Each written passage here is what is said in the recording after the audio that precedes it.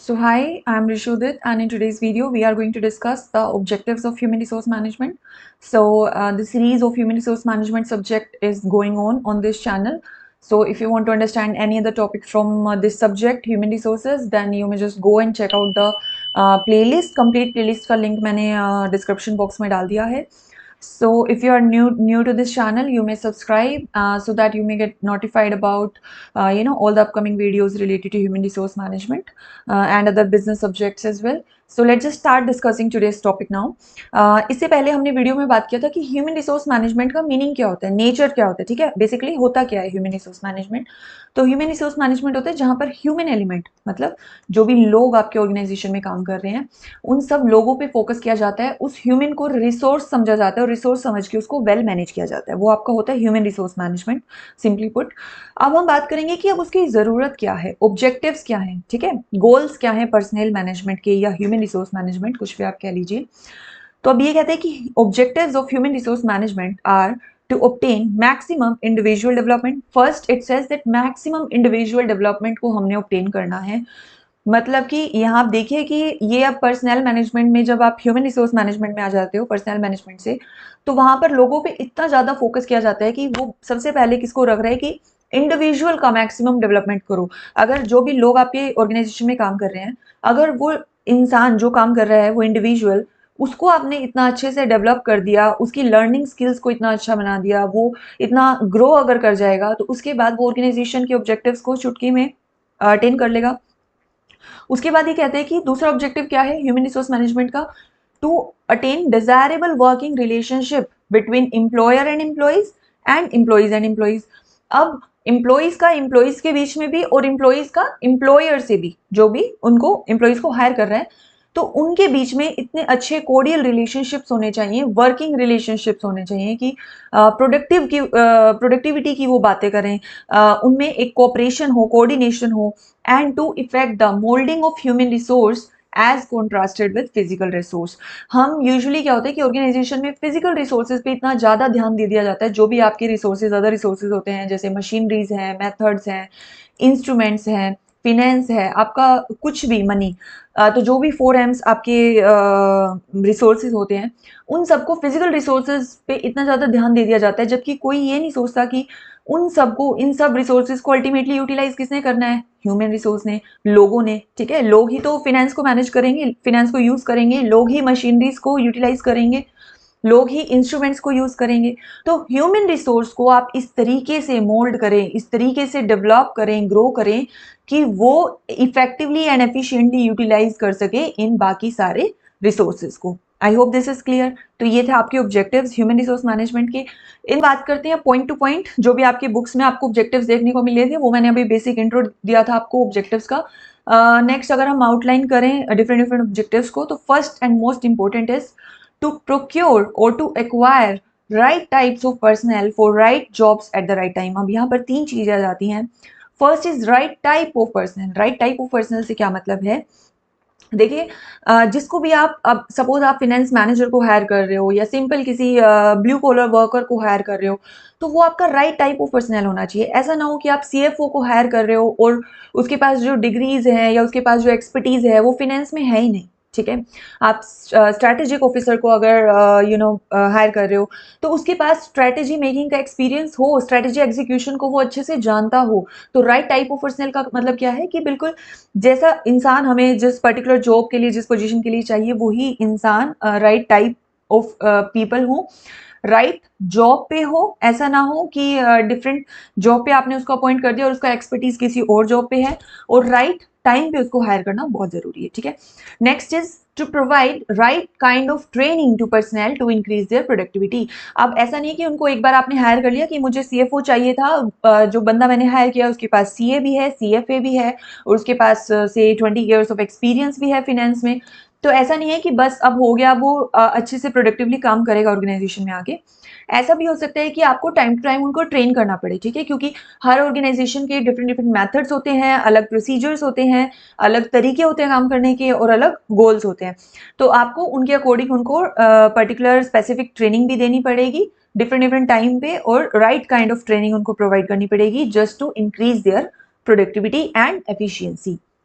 Next is your to ensure effective utilisation of human resources. ठीक है, तो personal management एक और चीज क्या इंश्योर करता है कि हम ह्यूमन रिसोर्सेज का इफेक्टिव यूटिलाइजेशन करें। All other organisational resources will be efficiently utilisation by human resources. जैसा कि मैंने अभी आपको बताया लास्ट स्लाइड में कि एक बार आपने ह्यूमन रिसोर्सेज का इफेक्टिव यूटिलाइजेशन कर लिया ना, एक बार अगर जितने भी सपोज आपने अपने ऑर्गेनाइजेशन में सिंपली 5 लोगों को हायर किया है, तो अगर आपने उन 5 लोगों का इफेक्टिव यूटिलाइजेशन कर लिया, जो उनके अंदर पोटेंशियल है, जो जो भी चीज करने के वो कैपेबल हैं, अगर आपने उनसे वो काम ले लिया, इफेक्टिवली वो काम करवा लिया, तो जितने भी आपके बाकी ऑर्गेनाइजेशन रिसोर्सेज हैं वो सब अपने आप एफिशिएंटली यूटिलाइज हो जाएंगे। ठीक है, so next is your to ensure development of human resources by offering opportunities for learning and advancement. अब ट्रेनिंग तो हो गई आपकी एक चीज, सिर्फ ट्रेनिंग नहीं जरूरी है बल्कि लर्निंग एंड एडवांसमेंट भी जरूरी है। जरूरी नहीं है कि सिर्फ जॉब से रिलेटेड आपने ट्रेनिंग उनको दे दी तो जॉब पर तो वो इफेक्टिवली काम कर लेंगे, बट सपोज उनका कम्युनिकेशन उतना अच्छा नहीं है, या उनमें लीडरशिप क्वालिटीज नहीं है, या ओवरऑल लर्निंग उनकी स्किल्स अच्छी नहीं है, तो इस टाइप से लर्निंग और एडवांस आपके एम्प्लॉइज ज्यादा ज्यादा एडवांस हो, टेक्नोलॉजिकली एडवांस हो। अब बैंकिंग में सपोज एक एम्प्लॉय काम कर रहा है और कमिंग फ्यूचर में बैंकिंग मैनेजर को ये पता है कि कभी भी टेक्नोलॉजिकल ये पर्टिकुलरली एआई ये टेक्नोलॉजी लेके आ सकता है, एडवांसमेंट लेके आ सकता है, तो एक कंप्लीटली स्विफ्ट करना पड़ेगा एम्प्लॉइज को मैनुअल वर्क से टेक्निकल वर्क पे।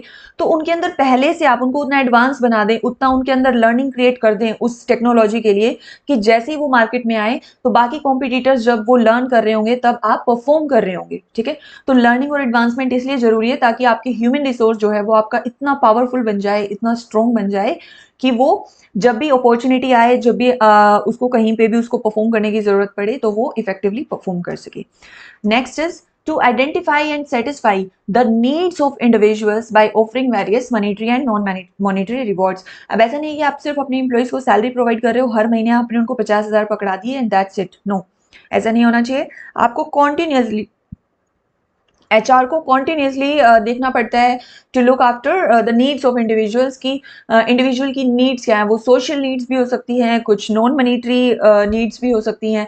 तो आपको पहले उनको आइडेंटिफाई करना है कि ऐसी क्या क्या नीड्स हैं उन एम्प्लॉयज की, और फिर उनको फर्दर सेटिस्फाई भी करना है। ठीक है, next is to ensure respect for human beings by providing various services and welfare facilities to the personnel। अब सपोज आपकी ऑर्गेनाइजेशन में कुछ फीमेल्स काम कर रही हैं, तो उनके लिए रिस्पेक्टफुल बिहेवियर या रिस्पेक्टफुल ट्रीटमेंट कब होगा, जब आप उनको जो भी जरूरी चीजें हैं आप उन सबका ख्याल रखें, बीट गुड वर्किंग कंडीशंस या सिक्योरिटी। ऐसा नहीं है कि एक ऑर्गेनाइजेशन फीमेल्स को रात को 10-10 बजे तक स्टे करा रहा है और उसके बाद वो प्रॉपर ट्रांसपोर्ट फैसिलिटीज भी नहीं दे रहा, तो ऐसे में क्या आप एक काइंड ऑफ डिसरिस्पेक्ट कर रहे हो जेंडर बेस्ड। इसके अलावा सपोज कोई जो प्रेग्नेंट वेमेन है वे आपके ऑर्गेनाइजेशन में काम कर रही हैं, या कोई ऐसा सोशल ग्रुप है जैसे कि कोई हैंडीकैप अगर एम्प्लॉइज हैं आपके ऑर्गेनाइजेशन में, तो आप प्रॉपर फैसिलिटीज उनको दें। ठीक है, या इसके अलावा सोशल सर्विसेज या सोशल सिक्योरिटी आप इतनी दें अपने एम्प्लॉइज को कि उनको सिक्योर्ड फील हो, उनको रिस्पेक्टफुल फील हो। तो ऐसे में क्या होगा कि वो ह्यूमन बींग्स जो होंगे वो ज्यादा सेटिस्फाइड रहेंगे, वो हैप्पीनेस क्वेश्चन उनका बढ़ जाएगा, और वो इफेक्टिवली मोर प्रोडक्टिवली जो है काम करेंगे आपके ऑर्गेनाइजेशन में। Now, the next one is to ensure reconciliation of individual या group goals आप कह सकते हैं with those of organization। अब आप किसी भी इंडिविजुअल या ग्रुप के गोल्स को इतना ज्यादा कोऑर्डिनेट कर दो अपने ऑर्गेनाइजेशन के गोल से।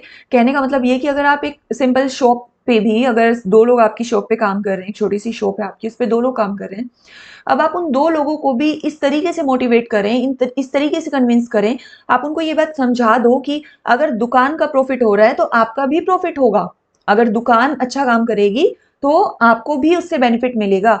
आप उस इंडिविजुअल के गोल को रिकॉन्सिलिएट कर दो ऑर्गेनाइजेशनल गोल से in such a manner that the personal feels a sense of commitment and loyalty towards it.